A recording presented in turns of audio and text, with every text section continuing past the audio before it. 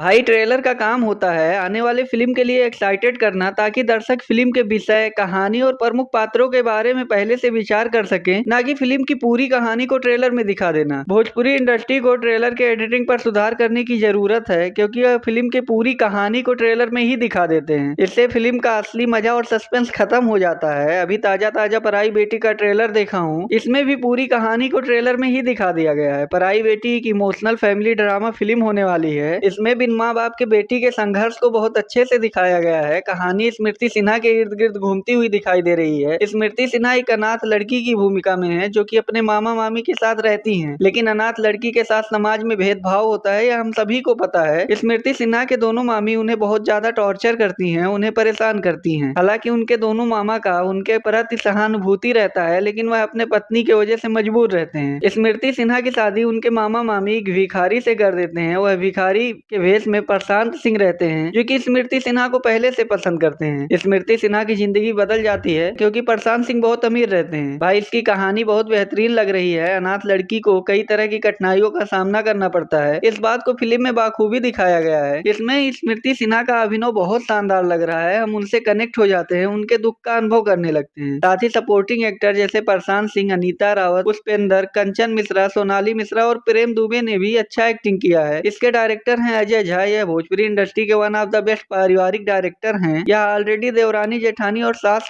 भी कभी बहुत ही जैसी बेहतरीन पारिवारिक फिल्म बना चुके हैं। इस फिल्म में उनकी डायरेक्शन बढ़िया लग रही है। फिल्म में कॉमेडी, इमोशन और सस्पेंस सब कुछ देखने को मिल रहा है। इसकी विजुअल थोड़ी बेकार है, जैसे यह एक्सीडेंट वाला सीन बिल्कुल बनावटी लग रहा है, पर इसकी सिनेमेटोग्राफी काफी अच्छी लग रही है। इसमें इमोशनल सीन को बहुत अच्छे से शूट किया गया है जो कि दर्शकों को इजिली फिल्म से कनेक्ट कर देगा। भाई यह फिल्म जब भी आएगी टॉप टीआरपी हासिल करेगी क्योंकि इसे फैमिली ऑडियंस जरूर देखेगी। ओवरऑल देखें तो यह एक संवेदनशील कहानी की फिल्म है जिसमें अनाथ लड़की के जीवन के कठिनाइयों को बहुत अच्छे से दिखाया गया है। यह फिल्म डेफिनेटली फैमिली ऑडियंस को काफी ज्यादा पसंद आने वाली है। बाकी ट्रेलर आप लोग देख लियो तो कमेंट में बताओ कैसा लगा। जाते जाते मेरे वीडियो को लाइक और चैनल को सब्सक्राइब करना मत भूलिए।